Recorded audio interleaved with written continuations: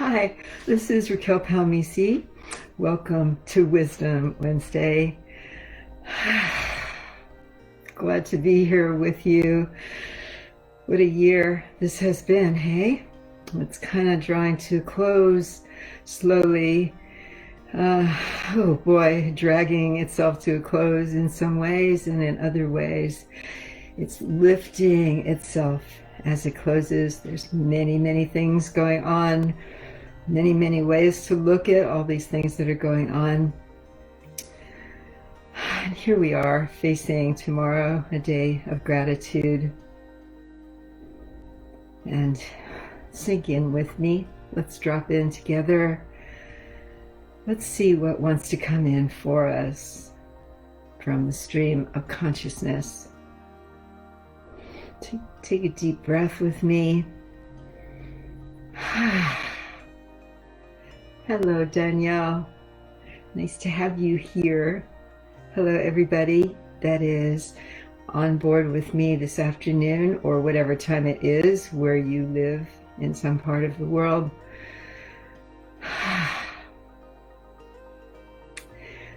What I wanted to talk about today, what's been coming in, is about ego. And it's a real important and much overlooked aspect of human life is our ego. We have a collective ego. We have our own egos. And the words that came in as I woke up this morning were ego dreams. That most of our lives, in one way or another, are made up of ego dreams. And what an ego dream is about a story, since ego is the storyteller within us, within our minds, our brains. It tells the stories that of our lives. It tells the stories of our fears. It tells the stories of our dreams. It tells the stories of our collective consciousness as a community, as a nation, as a family. The ego is probably the most important transit point that there is between the heart and the mind. So let's take a few breaths together. Allow ourselves to look at ego. We always say, oh, this is just my ego, or looking at the ego as something terrible and bad and shameful. I hope you don't mind my saying this, but for the past 4 years, we have had an ego in chief leading our country, whose first thought was always the gratification of his own story about himself and the selling of that story, which he did really well, to tens of millions of people. And whether you agree with his policies or not is not the point. The point is that the ego in him created a rather destructive force and undid any of the good work that he was trying to do. Because in a way, his ego story was all about, look at me, look how great I am. And with that story in place, there's no room for a generosity of heart, for doing the things that you do because of love of country, love of people. It's always that there is a camera pointed back on the person who is egocentric. They're always watching themselves. And if you take this to a personal level, you can see so much of that in your own self. We all have it. Look at me. And we do it to ourselves also. We watch ourselves living I know I've talked about this before, but in terms of ego, there's something very important that we need to look at. Because so many of our own desires and our own plans and our own ideas come about because the ego storyteller is activated. This is not a bad thing. This is a wonderful thing. What would we do without the help of ego to give form to something, to inspire us, to paint the picture of possibility? It's not about going egoless. It is about connecting the ego to the heart. When ego, the storyteller, is in service to the heart, you get a whole other way of looking at life, of looking at the things you do, because the heart is connected to the spirit. In my experience, many people in the world of healing go out and try to do their work. They try to become, they write the brochures and they make up a thing and they spend a lot of money often and they create a paradigm. And they go out and they write the books and they present themselves to the world. But so often they fail or they fall. They can't be fulfilled in it because what they're engaged in is an ego dream. They're trying to create themselves into something. See if you can follow me here. Because this is a tough one. Because the alternative to that is to be led by the heart. The heart knows when we're ready to actually offer ourselves in service. The words that come from us, as these words are coming to you now from me, have nothing to do with my own need for you to accept me or for you to believe me or for you to find me awesome. Honestly, that's not where this is coming from. I have long ago let go of those ego needs as much as a human being possibly can. This red sweater I'm wearing is not meant to symbolize anything or to give you a way to look at me. This necklace that my daughter made, that may be another story. Isn't it beautiful? The wings. But honestly, I have no need for you to believe in me. I don't want followers. That is not my agenda, and hopefully it's not yours either. To be led by the heart-ego connection is to tell the stories of your own divinity. Remember a book I read called The Surrender Experiment. This is a beautiful book that just describes in the most humble way the experience of a young man coming into his own by surrendering and following some guidance that seemed impossible to him. And yet he kept saying yes. He kept opening his heart bigger and bigger to accommodate the flows of life and God and energy that were coming through him. Ego dreams never go anywhere. Well, sometimes they do. Sometimes they make people a lot of money.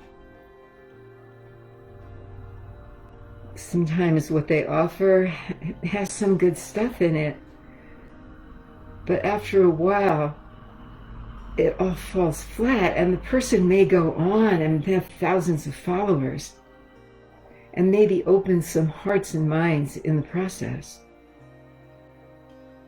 But then when those followers are out of the glow, out of that hyper consciousness, that person, that charismatic, ego-minded person is no longer there, and they're in their own life, they try to emulate him or her maybe, but it doesn't go anywhere. They need to keep coming back for another fix of it.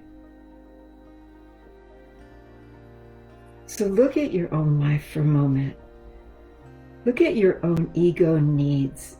A need to be recognized, a need to be approved of,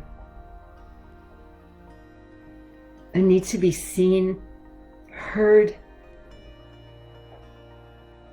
a need to be right.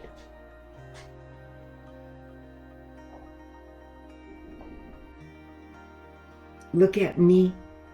Look what I created. Look what I can offer you.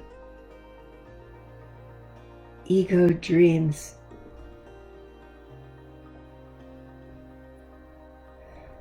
Allow yourself for this moment to drop in with me to a deeper place in you. Because to not be guided by ego dreams means to drop into a place in your own heart, to connect your mind and your heart together, to feel inside yourself a sense of calling, to find that very still, small voice within you that is calling you to open to something bigger than yourself.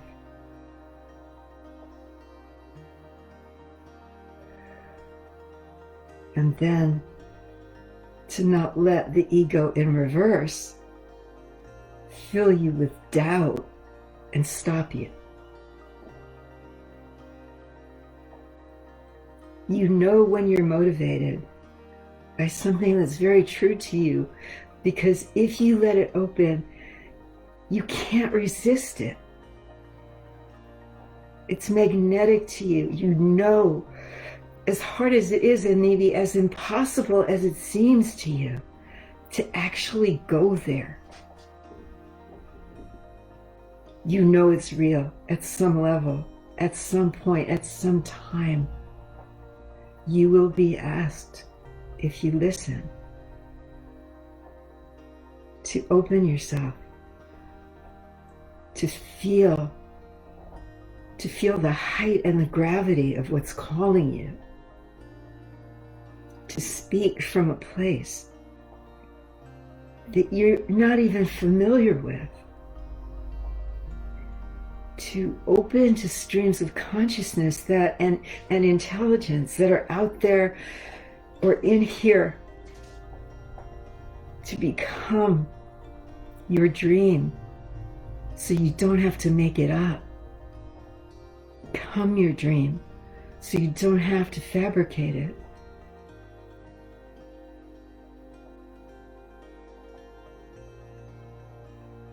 You don't have to pray for something if you become the prayer itself. If you recognize yourself as a divine being, not as an ego description of yourself, oh, I'm divine, and whatever qualities the ego would attribute to a divine being.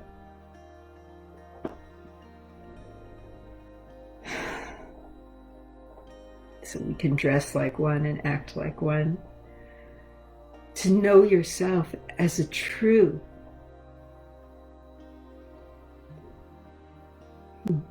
piece of God's heart. To recognize the divine flowing through you. Even in this moment, as you're here listening to me, Your heart already knows this, and hearing these words, it might be a little excited to have its own potential recognized. So beautiful. Let it open. Feel it. Feel yourself motivated by something much deeper than what you try to construct.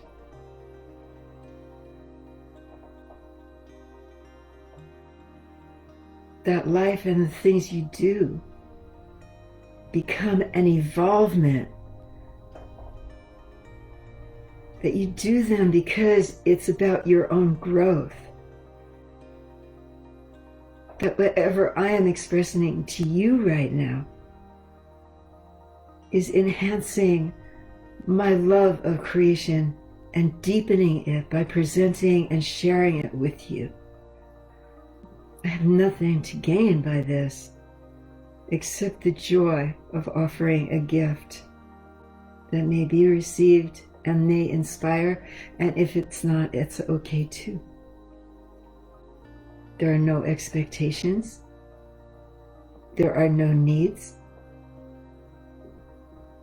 It's a simple offering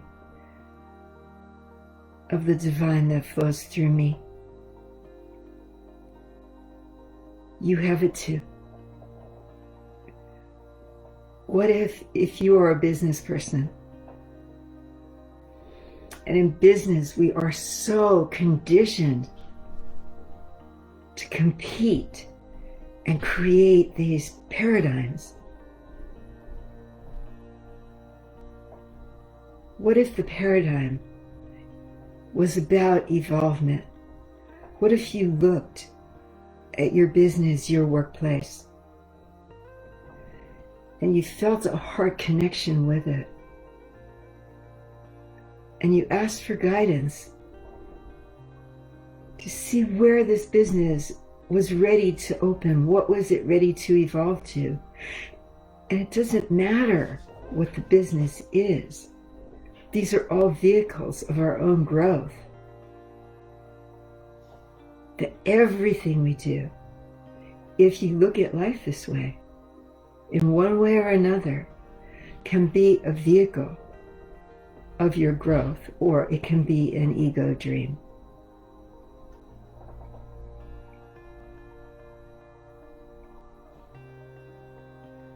So often you hear children say, I want to be a movie star.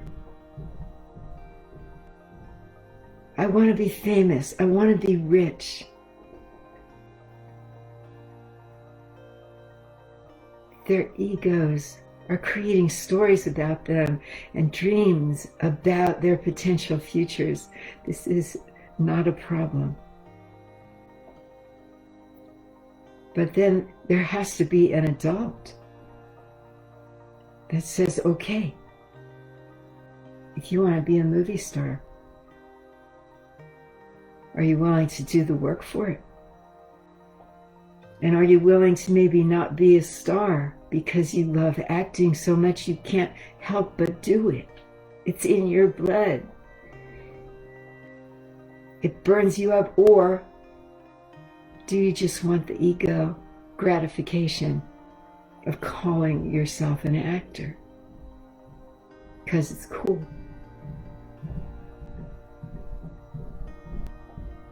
We get so burdened down by the ego dreams that we have because there's something about them that's never quite attainable. They're like moving targets. We never can really reach them because they're not real.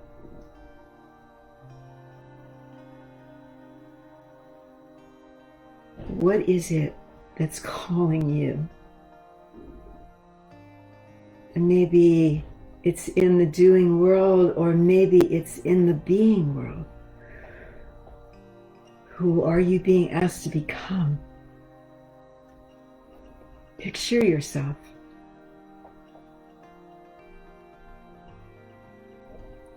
Remove the ego construction of it, the ego trying to create a picture for you. and see yourself with your inner eyes and your inner heart. What is your offering? What lights you up from the inside out? No matter who you are, how rich, how poor, how tired, how doubtful, how depressed you may be right now, how sad, or how distracted, how arrogant, maybe, I got this. Doesn't matter. What is it that is true? Where is your heart? Where is your true knowing about yourself?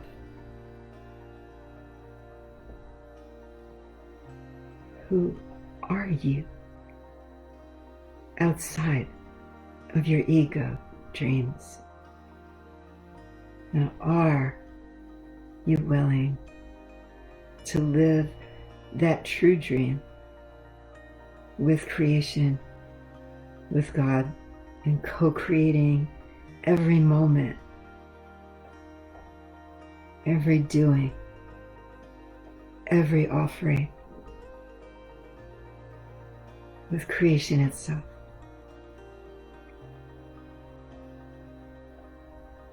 As you enjoy, hopefully, your holiday tomorrow, whether you're staying in as I am, whether you plan to be safely with family, I hope you take some time to feel yourself so present that you connect with your heart in a true day of giving thanks for all that you are and all that you are becoming, and for all those that you love. May you love them deeper. May you open your heart to all that is real. Thank you, my friends. Have a beautiful day tomorrow and today. And I will see you next Wednesday. Mahalo. Shalom. Thank you.